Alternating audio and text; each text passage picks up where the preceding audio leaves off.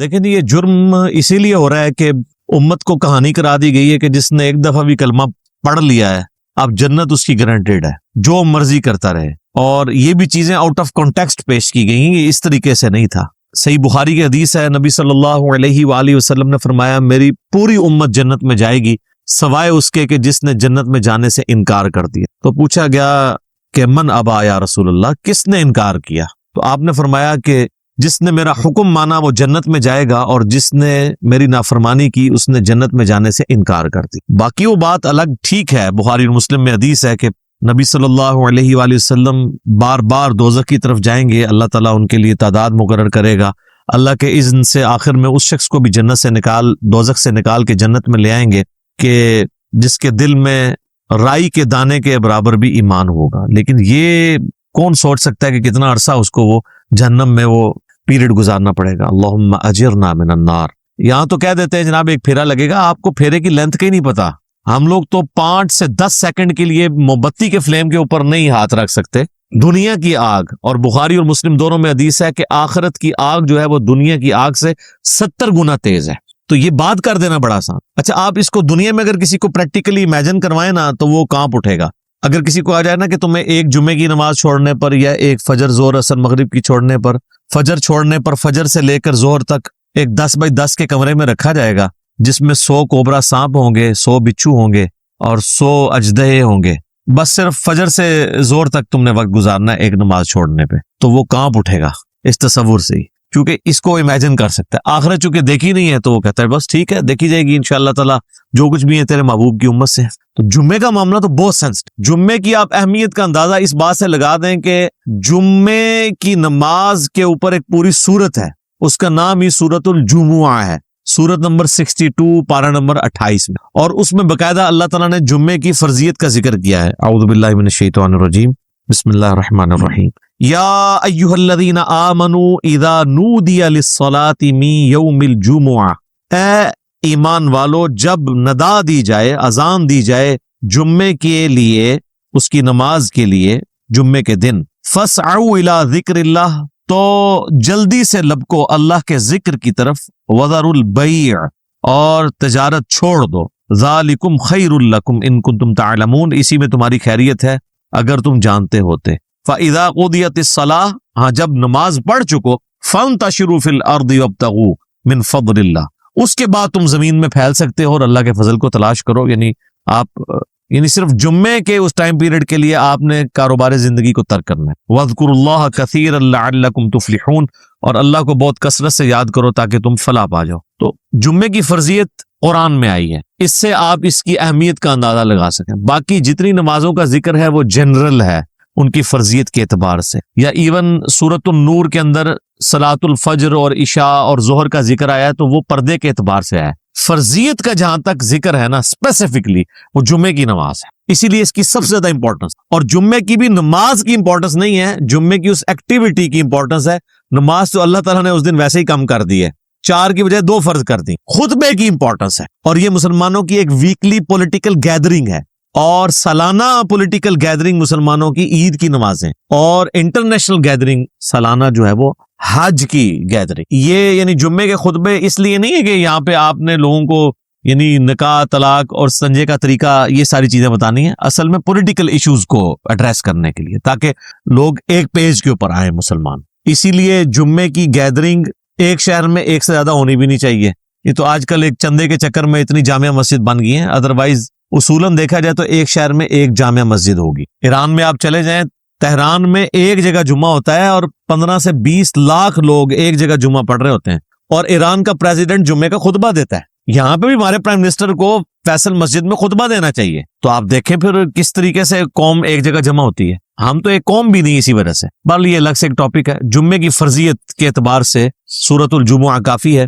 بخاری اور مسلم دونوں میں حدیث ہے، نبی صلی اللہ علیہ وآلہ وسلم نے فرمایا کہ اگرچہ ہم سب سے آخر میں آئے ہیں لیکن قیامت والے دن ہم سب سے سبقت لے جائیں گے، یہود و نصارہ سے بھی. پھر نبی علیہ السلام نے اس کی ریزن بتائی کہ اللہ تعالیٰ نے جمعے کا دن یہودیوں پر پیش کیا، انہوں نے اس کی قدر نہیں کی، انہوں نے ہفتے کا دن اپنے لیے چوز کر لیا. پھر نصارہ پہ پیش کیا، انہوں نے اس کی قدر نہیں کی، اور اتوار کا دن انہوں نے چوز کر. پھر اللہ نے ہماری رہنمائی کر دی جمعے کے دن کے لیے. اچھا، نبی علیہ السلام نے اس کو اللہ کی طرف منسوب کی کہ اللہ نے ہمارے لیے رہنمائی مقرر کر دی کہ ہم جمعے کی طرف متوجہ ہوئے.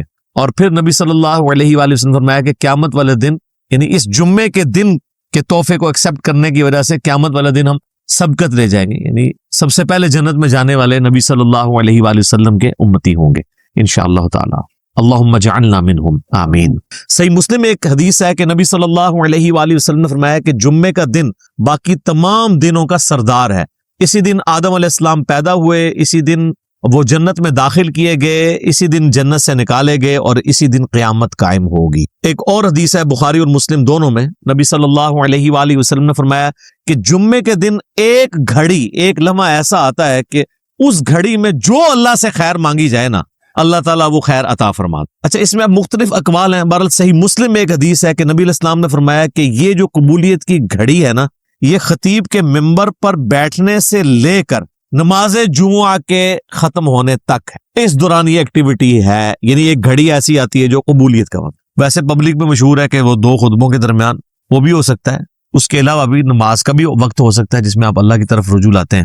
اس لیے آپ دیکھیں کہ بخاری اور مسلم دونوں میں حدیث ہے، نبی صلی اللہ علیہ وآلہ وسلم نے فرمایا جو جمعے والے دن سب سے پہلی گھڑی میں آتا ہے اسے اونٹ نحر کرنے کا ثواب دیا جاتا ہے، جو اس کے بعد آتا ہے اسے ایک گائے ذبح کرنے کا ثواب، جو اس کے بعد آتا ہے اسے ایک بھیڑ یا بکری ذبح کرنے کا ثواب، جو اس کے بعد آتا ہے اسے ایک مرغی ذبح کرنے کا ثواب، اور جو بالکل اینڈ پہ آتا ہے اسے انڈا صدقہ کرنے کا ثواب. اور پھر اس کے بعد الفاظ ہے کہ اس کے بعد فرشتے رجسٹر بند کر دیتے ہیں جب خطیب ممبر پہ چڑھ جاتا ہے. یعنی یہ ساری گھڑیاں خطیب کے ممبر پہ چڑھنے سے پہلے ہیں. اور پھر فرشتے جو ہے وہ بھی الذکر سننا شروع کر دیتے ہیں.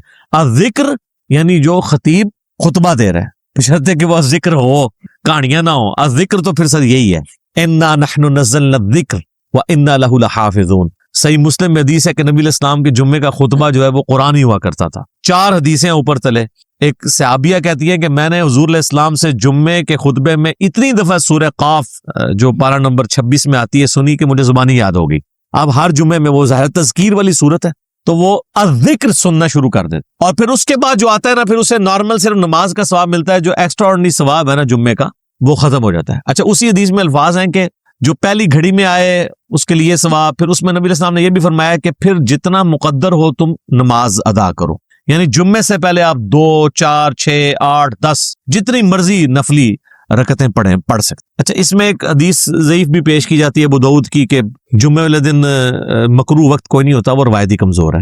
اس کا تو آپ نے بہرحال خیال رکھنا ہوگا. وہ جو 5-7 منٹ ہوتے ہیں جب سورج اپنے ٹریک میں بالکل سینٹر میں ہوتا ہے، جسے آپ زوال کہتے ہیں، وہ زوال نہیں ہوتا، وہ ضحوہ کبریٰ ہوتا ہے. زوال آفتاب تو کہتے ہیں آپ ظہر کا وقت شروع ہونے کو، سورج گرنا شروع ہو جائے مغرب کی طرف، سینٹر سے ذرا سا ہٹے گا تو مکروہ وقت ختم ہو جائے گا. ایگزیکٹ سینٹر میں آپ سمجھ لیں وہ جو 5-7 منٹ ہیں وہ مکروہ وقت ہے.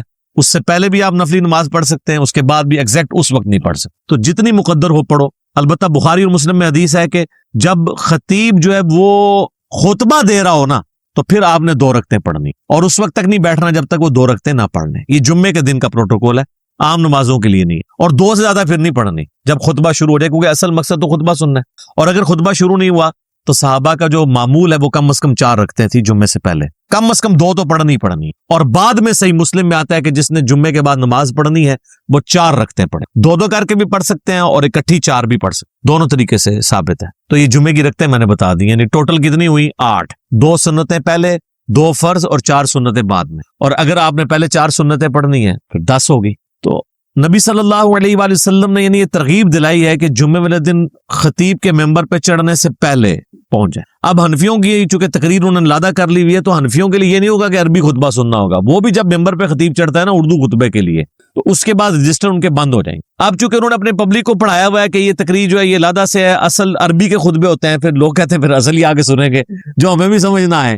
اور معذرت کے ساتھ جو پڑھ رہے ہوتے ہیں ان کو بھی نہیں سمجھ ہوتی کہ وہ پڑھ رہے کیا ہے. حقیقت بات ہے کئی جو ائمہ ہے آپ ان سے کہنا یہ جو تم نے عربی خطبہ پڑھا اس کا ترجمہ بتاؤ کیا ہے، تو جب پڑھنے والے کو بھی نہیں پتا تو سننے والے کو کیا پتا ہوگا. اس لحاظ سے اہل حدیث نے یہ ٹھیک کیا ہے کہ انہوں نے خطبے تو 2 ہی رکھے اور اللہ کی حمد اور درود کو عربی میں رکھا، باقی انہوں نے جو واعظ اور تقریر جو مقصد تھا تذکیر کرنا اسے اپنی نیٹو لینگویج میں کر دیا، اردو کے اندر، انگلش کے اندر. یہی طریقہ ٹھیک ہے. تو حنفیوں نے وہ تقریر ایک تیسرا خطبہ ایڈ کر دیا اور وہ بھی پھر بیٹھ کے شروع ہو گیا، حالانکہ خطبہ تو کھڑے ہو کے ہوتا ہے جمعے کا، بیٹھ کے تو آپ دے نہیں سکتے، اور اس میں آپ نے سہارا لے کے کھڑا ہونا ہے، وہ کھڑا سہارا ہو کے اس لیے ہوتا ہے کہ تقریر تھوڑی لمبی ہو تو آپ مطلب سہارا لے سکیں، انہوں نے بیٹھ کے خطبہ شروع کر دیا، تو یہ بھی ایک خلاف سنت چیز ہے۔ بہرحال جمعے کی نماز کی امپورٹنس اس حوالے سے آپ نے ذہن میں رکھنی ہے۔ باقی جمعے میں جمعے کی نماز اور اس کی تقریر کے علاوہ 2 اعمال ایسے ہیں جو اسپیسیفکلی اہمیت کے حامل ہیں۔ المستدرک للحاکم میں صحیح سند سے یہ حدیث ہے، مشکات کے اندر بھی موجود ہے، کہ جو شخص سورۃ الکہف کی تلاوت کر لے جمعے کے دن تو اگلے جمعے تک اس کے لیے ایک نور اللہ کی طرف سے مقرر ہو جائے۔ اور ابو داؤد میں ایک حدیث ہے، مشکات میں بھی ہے، سنن نسائی میں بھی، ابن ماجہ میں بھی، کہ نبی صلی اللہ علیہ وآلہ وسلم نے فرمایا کہ جمعے کا دن جو ہے یہ یوم مشہود ہے، یعنی اللہ کے حضور اعمال پیش ہونے کے اعتبار سے، اور اس دن آدم علیہ السلام پیدا ہوئے اور یہ تمام دنوں کا سردار ہے، تم اس دن مجھ پر کثرت سے درود پڑھو، تمہارا درود مجھ پر پیش کیا جائے گا۔ تو صحابہ نے عرض کیا، اللہ کے محبوب علیہ السلام جب آپ فوت ہو جائیں گے اور آپ کی ہڈیاں مٹی میں مل جائیں گی، یہ الفاظ ہیں حدیث کے، کیونکہ اس وقت 295 سی اس طرح اپلائی نہیں ہوتی تھی سوال پوچھنے کی، تو تب بھی آپ پہ درود پیش ہوگا۔ تو آپ نے فرمایا ہاں، ان اللہ حرم علی الارض ان تأکل اجساد الانبیاء، بے شک اللہ تعالیٰ نے حرام کر دیا ہے مٹی کے لیے کہ وہ نبیوں کے جسموں کو کھائے، تو درود مجھ پر اس وقت بھی پیش ہوگا۔ تو جمعے کا دن اسپیسیفکلی درود شریف کا دن بھی، اللہم صلی علی محمد وعلی آل محمد۔ اب آ جائیں وہ جمعے کی تاریخ کے اعتبار سے، صحیح مسلم میں ایک حدیث ہے، نبی علیہ السلام نے فرمایا کہ لوگوں جمعہ چھوڑنے سے باز آ جاؤ، ورنہ ایسا نہ ہو کہ اللہ تعالیٰ تمہارے دلوں پر مہر لگا دے، اور یہ مہر وہ ہے صم بکم عمی فہم لا یرجعون، ختم اللہ علی قلوبہم وعلی سمعہم وعلی ابصارہم والعیاذ باللہ۔ اور جامع ترمذی میں حدیث ہے، جس نے مسلسل 3 جمعے چھوڑ دیے اللہ تعالیٰ اس کے دل پر مہر لگا دے گا۔ اچھا، اسی وجہ سے یہ پبلک مشہور ہے کہ 3 کٹھے نہیں چھوٹنے چاہیے۔ اندازہ کریں آپ، ان کو پتہ ہی نہیں ہے کہ یار مطلب صرف جمعہ ہی ہے مسلمان کے لیے، 3 نہیں چھوٹنے چاہیے۔ وہ کہتے ہیں جی مسلم شریف میں حدیث ہے نا کہ ایک جمعے سے لے کر دوسرا جمعہ درمیان کے گناہوں کا کفارہ ہے، یعنی جو کم چک کے رکھو جمعہ پڑھ لو کام ختم۔ تو یہ پوری حدیث اس طرح نہیں ہے میرے بھائی، پوری حدیث اس طرح ہے، اگر کبیرہ گناہوں سے بچا جائے تو ایک جمعے سے دوسرا جمعہ، اس تو بھی آسان کام، ایک رمضان سے دوسرا رمضان، شکر ہے تسی اے نہیں لے آیا جمعہ دے ہفتے بعد پھر اللہ کی بارگاہ، ایک رمضان سے دوسرا رمضان اور ایک نماز سے دوسری نماز درمیان کے گناہوں کا کفارہ ہے، اگر کبیرہ سے بچا جائے۔ تو سب سے کبیرہ گناہ شرک کے بعد اگر کوئی ہو سکتا ہے تو وہ فرض نماز چھوڑ۔ تو اگر کبیرہ گناہ نہیں کیے، یعنی ایک جمعے سے لے کر اگلے جمعے تک کوئی نماز نہیں چھوڑی، پھر چھوٹے گناہ معاف ہوں۔ نماز چھوڑنے سے بڑا کون سا گناہ ہے؟ صحیح مسلم میں حدیث ہے، بندے کے ایمان، شرک اور کفر کے درمیان فرق نماز ہے۔ جامعہ ترمذی میں حدیث ہے، شقیق تابعی کہتے ہیں کہ صحابہ کرام صرف تارک الصلاح کی تکفیر کرتے تھے، جو نماز چھوڑنے والا نا اسے کافر سمجھتے تھے، اس کے علاوہ کسی گناہ کے اوپر وہ کفر کا فتویٰ نہیں لگاتے تھے۔ ابو داؤد ترمذی میں حدیث ہے، جس نے جان بوجھ کے نماز چھوڑی گویا اس نے کفر کیا۔ یہ تو بڑا سینسٹیو معاملہ ہے، کفر اور شرک کے درمیان فرق جب نماز ہے۔ اور اس سے بھی بڑھ کر سورۃ الروم کی وہ جو آیت ہے، منیبین الیہ، رجوع لاؤ اللہ کی طرف، وَأَقِیمُوا الصَّلَاةَ وَلَا تَکُونُوا مِنَ الْمُشْرِکِینَ، اور نماز کو قائم رکھنا، دیکھنا مشرکوں میں سے نہ ہو جانا۔ نماز چھوڑنے والے کو اللہ تعالیٰ فرمایا گویا کہ وہ مشرک ہے، پاکستان کے شناختی کارڈ میں مسلمان ہے، اللہ کے ہاں وہ عملاً مشرک ہے، عملاً کافر ہے۔ ہاں ٹھیک ہے، ہم عقیدے میں فتویٰ نہیں لگاتے، باقی اس کا اور اللہ کا معاملہ ہے۔ پھر سنن ابن ماجہ میں حدیث ہے، ابو درداء اصحاب صفہ میں سے ہیں، وہ کہتے ہیں کہ نبی علیہ السلام نے، بڑے پیارے الفاظ ہیں، میرے خلیل نے مجھے 3 وصیتیں کی تھی۔ نمبر 1، اللہ کے ساتھ شرک نہ کرنا، خواہ تمہارے ٹکڑے ٹکڑے کر دیے جائیں یا تمہیں آگ میں جلا دیا جائے۔ نمبر 2، کبھی نماز، فرض نماز نہ چھوڑنا، ورنہ اللہ کے ہاں تمہارا ذمہ اٹھ جائے، یعنی اللہ کو پھر کوئی پرواہ نہیں۔ اور نمبر 3، شراب نہ پینا، تمام گناہوں کی چابی شراب ہے۔ یہ 3 وصیتیں ابو درداء کہتے ہیں کہ نبی علیہ السلام نے مجھے کی تھی۔ پھر مسند امام احمد میں وہ حدیث ہے کہ نبی صلی اللہ علیہ وآلہ وسلم نے فرمایا کہ جو شخص نماز پڑھنے والا ہے، قیامت والے دن اس کی نماز اس کے لیے دلیل ہوگی، نور ہوگی اور نجات کا ذریعہ ہوگی، اور جو نماز چھوڑنے والا ہے اس کے لیے نہ کوئی نور ہوگا، نہ نجات کا کوئی سبب ہوگا، نہ اللہ کے حضور کوئی حجت ہوگی پیش کرنے کے لیے، اور اس کا حشر فرعون، قارون اور حامان کے ساتھ والعیاذ باللہ تعالی۔ اور ایک اور حدیث ہے سنن ابی داؤد میں کہ قیامت والے دن سب سے پہلے نماز کے بارے میں سوال کیا، اور پھر فرمایا کہ جس کی نماز درست نکل آئی اس کے باقی معاملات آسان ہو جائیں، اور جس کی نماز ہی غلط نکلی اس کے بعد کے معاملات اس سے زیادہ مشکل۔ پھر اسی حدیث میں الفاظ ہیں کہ اگر کسی کے فرائض میں کوئی کوتاہی رہ گئی تو اللہ تعالیٰ فرشتوں سے کہے گا کہ میرے بندوں، اس بندے کی کوئی نفلی عبادت دیکھو، جو ہم سنت پڑھتے ہیں، یعنی 12 سنت موقدہ نفلی عبادت ہے، تو فرائض کی کمی اس سے پوری کر لی, لیکن فرض کے اوپر کوئی کمپرومائز نہیں. لہٰذا یہ جمعے کے معاملے کو اتنا ہلکا جاننا اور کہنا جی بس ٹھیک ہے دیکھی جائے گی, کوئی فرق نہیں پڑتا.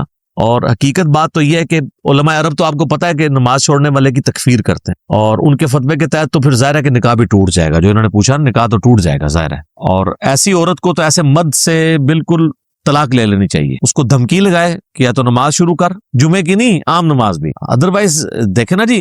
اب یہ تو نہیں کہ آپ نے صرف کلمہ پڑھ لیا تو آپ مسلمان تصور ہو جائیں گے. یعنی اسلام 3 چیزوں کا نام ہے نا, اقرار باللسان, زبان سے اقرار کرنا, و تصدیق بالقلب, اور دل سے تصدیق کرنا, وعمل بالجوارح, اور اپنے اعمال کے ساتھ جوارح کے ساتھ اس کو ایگزیکیوٹ بھی کرنا. جب میں آپ کو حدیث بتا رہا ہوں جامعہ ترمذی کی کہ صحابہ کرام علیہم رضوان تارک الصلاۃ کی تکفیر کرتے تھے. آپ نے عمر سیریز میں نہیں دیکھا کہ جب وہ جاتے ہیں جو مرتدین قبائل کی طرف, جن کی طرف ان کو خبر ملتی ہے کہ یہ مرتد ہوئے ہیں, تو وہ کہتے ہیں اذان دو. جواب میں اگر وہاں سے اذان کی آواز آتی ہے تو وہ پھر حملہ نہیں کرتے تھے, اور نہیں آتی تھی تو پھر وہ یعنی وہ ان کے لیے جو ٹیسٹن انہوں نے رکھا ہوا تھا نا, چیک پوائنٹ, وہ نماز تھی. اب مجھے بتائیں صحابہ اگر اس وقت دنیا میں آ جائیں, اور ہم جو اس وقت کلیم کر رہے ہیں کہ دنیا کا سب سے بڑا اسلامی ملک پاکستان ہے نا, کہتے ہیں انڈونیشیا کو بھی پیچھے چھوڑ دیا نا اب آبادی کے اعتبار سے, تو وہ پاکستان کے شناختی کارڈ میں جو لکھا ہے اس اعتبار سے تو واقعی سب سے بڑا ہے. لیکن اگر اس کو اللہ کے کرائٹیریا میں دیکھا جائے تو یہ کہاں پہ کھڑا ہوگا ملک؟ میرے خیال ہے پاکستان میں 1% سے بھی کم لوگ ہیں جو 5 وقت کی نماز پڑھتے ہیں, اور جمعہ پڑھنے والے بھی ہارڈلی 5% ہوں گے, 5 سے 10%. اور یہ یہاں پہ ایشو ہے, ورنہ سعودیہ میں آپ چلے جائیں تو آپ کو یہ ریشو 80% پلس نظر آئے گی. انڈونیشیا, ملیشیا میں 80% زیادہ لوگ عام نماز بھی پڑھتے ہیں. جمعہ چھوڑنے کا تو کوئی تصور ہی نہیں ہے وہاں پہ, کیونکہ وہاں پہ فقہ شافی, اور فقہ شافی کے تحت جو نماز نہیں چھوڑتا وہ کافر ہے. اور مجھے نہیں سمجھ آتی اس کو فقہ میں کیوں الجھا دیا انہوں نے کہ جی امام حنیفہ نے بھی کوئی ہلکی اس کی سزا نہیں بتائی ہوئی ہے.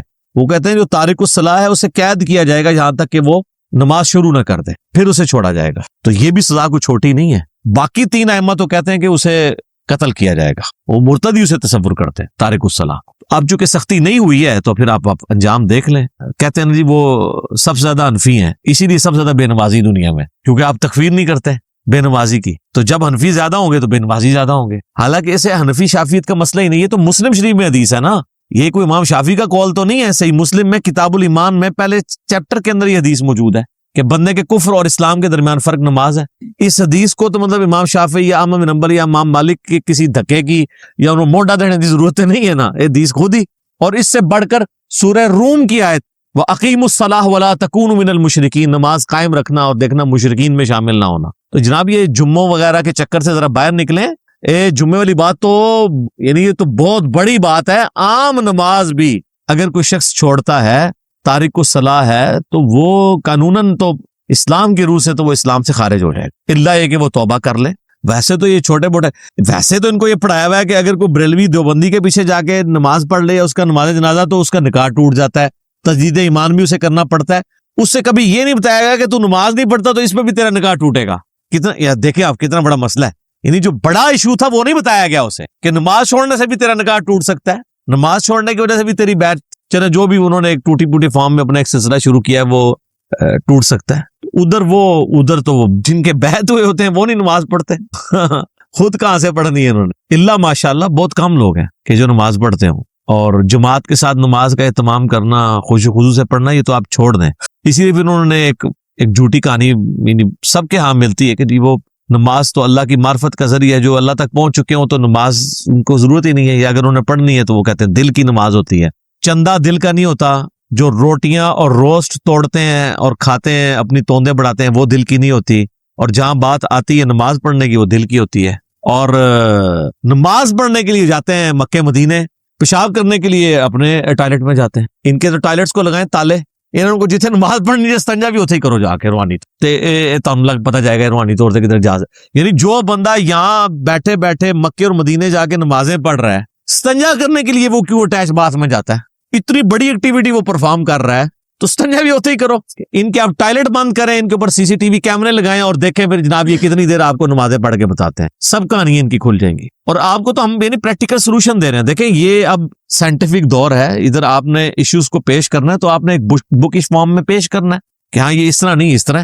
اور میں آپ کو بتاؤں یہ جو معجزات اور کرامات کو ہم مانتے ہیں لیکن یہ کسی کے اختیار میں نہیں ہے، الا ایک انبیاء کے ساتھ معجزات اٹیچ ہے. کرامت اللہ تعالیٰ جس کے اوپر ظاہر کرتے ہیں. یہ جس طرح سپر مین اور ٹارزن بنا کے پیش کرتے ہیں نا بزرگوں کو، تو چونکہ ان کے دعوے ہیں نا تو کر کے بتائیں. نبی علیہ السلام سے اگر نبی علیہ السلام اللہ کا پیغمبر ہونے کا دعویٰ کر رہے تھے تو جب ان سے یہ بات کی جاتی تھی تو وہ فزیکلی سب کے سامنے کرتے تھے. بخاری مسلم میں حدیث ہے، ایک بارش نہیں ہو رہی تھی تو ایک صحابی نے کھڑے ہو کر کہا یا رسول اللہ کے حضور دعا کریں. وہ کہتے ہیں ہم چلچلاتی دھوپ میں گئے ہیں اور واپس آئے ہیں تو بارش شروع ہو گئی تھی، اور اتنی بارش ہوئی کہ اگلے جمعے تک ہوتی رہی، اور اگلے جمعے وہی شخص دوبارہ کھڑا ہوا کہ یا رسول اللہ آپ دعا کریں کہ ہماری ارد گرد زمینوں پہ تو بارش ہو، ہمارے گھروں پہ نہ ہو، گھر کی چھتیں ٹپکنا شروع ہو گئی ہیں. تو نبی علیہ السلام نے اپنی مبارک انگلی سے یوں اشارے کیے اور وہ بادل پھٹنے شروع ہو گئے. ٹھیک ہے، اور وہ کہتے ہیں جب ہم اگلے جمعے کے لیے گئے بارش میں تھے تو واپس آئے تو دھوپ تھی.